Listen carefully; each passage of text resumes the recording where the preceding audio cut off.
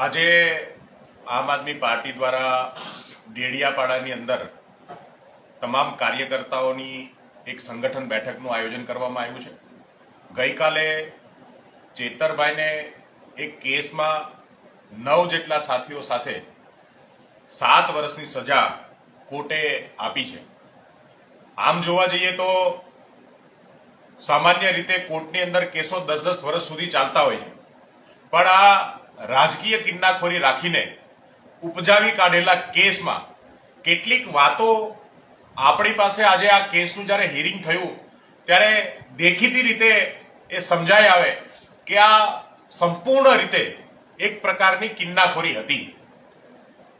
કોર્ટની અંદર મોટાભાગે જ્યારે ફાઇનલ હિયરિંગ ચાલતું હોય ત્યારે જે પણ ગવાહ હોય, જેમની ગવાહી ઉપર આખો કેસ ટકેલો હોય, એમણે પોતે ફિઝિકલી ત્યાં હાજર રહેવું જરૂરી હોય છે. એમ છતાંય વિડીયો કોન્ફરન્સથી ગવાહોની ગવાહી લેવામાં આવી. આ કેસને ઝડપીથી ચલાવવામાં આવ્યો. આ કેસની અંદર તમામ અધિકારો છીનવવાની કોશિશ થઈ.